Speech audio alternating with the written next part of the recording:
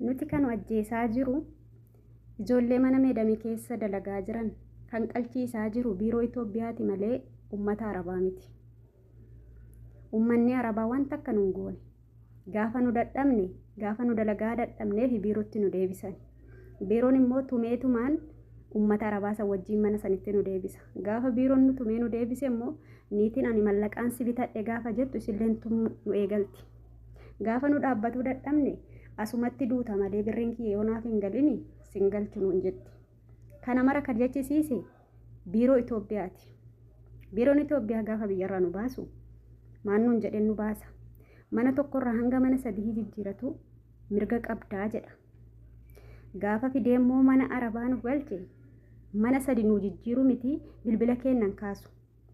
Gaafa inni bilbila keenna kaasuu didee biyyatti bilbilee biiroo biyyaa keessa dhaqe intalli keessan akka gaarii jirti. Jireenyi biyya kanaatiif achii tokko miti galaa nutu sirreessaa jedhanii ofirraa galchan. Waan kana sirriitti dhageeffadhaa.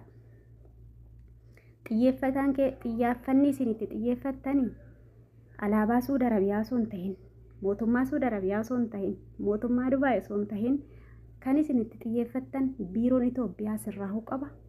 Akka biiroo dhala kamiitu, akka biiroo saba kamiitu heera fi seera isaa waan waraqata irratti barraa'e guutuu qaba. Wanni waraqata irratti barraa'ee fi wanni gochaan nu dalagan tokko miti. Gaafa waraqata laaltee dubbistu heera fi seera guuttatee qaba. Heerri sarratanyaan takka itti bultu jechuudha. Achi gubbaa sa'aatii 9 ol hin dalayduudha. Garuu gaafas dhufni sa'aatii 24 ka dalagus ni jira. Ka sa'aatii 20 dalagus jira jechuudha. Sun akka carraa manaati.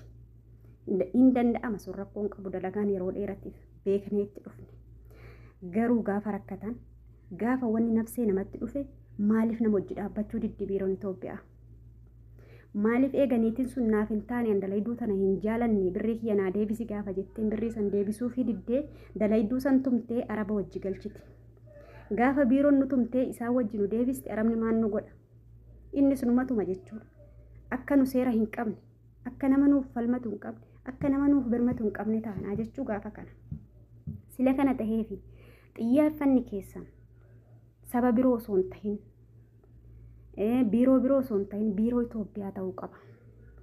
Eejensii Itoophiyaa ta'uu qaba. Kanarratti xiyyeeffadhaatii ijoollee keenyaaf sagalee tahaa. Wanni Suudi Arabiyaa keessa deemaa jiru gocha suukaneessaa gocha badaadha.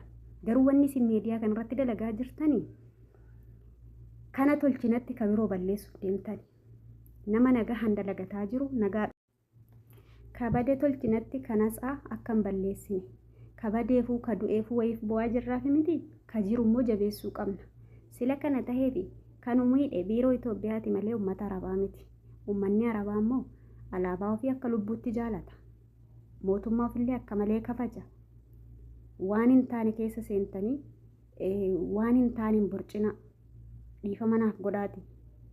Dhimmi itti nu ilaallatu heera fi seerri keenya nu qofaa miti sarratanyaan Itoophiyaa qofaa miti sarratanyaan biyyarraa baatee mana Arabaa keessa dalagdu. Indoneesiyaatu jira, Filipiiniitu jira, Bangaaladeshitu jira.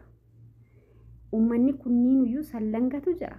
Yaa uummata kiyya, uummata kana wanti seera isaanii kabajeetiin isaan akka ajjeefamu hin goone maali? Biiroodha. Biiroon isaanii, ejensiin isaanii waan waraqata irratti barraa'isaniin bulan malee waan garaatiin hin bulan. Biiroon keenya immoo ka waraqata irratti barraa'e hin dubbisan. Birrii harkatti isaan dhufu sallaalan malee. Birrii isaaniif kennamu qofa ka isaan itti xiyyeeffatan. Kanaaf ka heera keenya cabse kan mootummaa keenyas akka qeeqnu nu godhe biiroo Itoophiyaati. Sila kanaafuu mootummaan waan kana hatantamaan yookiin karaa kana cufuu yookiin furmaata itti godhuu rakkoo ijoollee irra gahaa jiru kan argaa jira waan ta'eef kana irratti sheer godhaatii waliin dalagaa malee mootummaa biyya tokkoo mootummaa saba tokkoo hin ceeqina. Biyyaan baatirra jiraachaa biyya ormaa keessa taa'aa nama tokko arrabsuun gaarii miti. Ati yoo Dubaay hin jiraatte mootummaa Suudiin arrabsin. Ati yoo Suudii jiraatte mootummaa Dubaay hin arrabsin. Rakkoo dubbiin kan Dubaay jirus ijoollee keenya, kan Suudii jirus ijoollee keenya ni miidhaman iddoo kanarratti. Kan miidhameeyyuu miidhaaf baasuuf dubbanna miti. Kam tolchuu firee ijoollee. Sila kana taheefi wanni isin irratti xiyyeeffatuu qabdan biiroon Itoophiyaa waan waraqata irratti barraa'e san dubbisanii gochaa hin jiran ni soban garaan jiraachaa jiran ijoollee keenya isaanii ka gurgurataa jiru ijoollee keenya ka qalchiisu isaanii hojiin itti ulfaatu ka jijjiiruu diduuf isaanii kanaaf biiroon Itoophiyaa akkasirraa akka biiroo kamiituu akka biiroo biyya kamiituu akka biiroo saba kamiituu akka dalagu mirga ijoollee keenyaa akka eegu kabachisiisuu akka qabu sagalee tahaa fi dhaamsuun mufnaan siinii qabdu kanuma.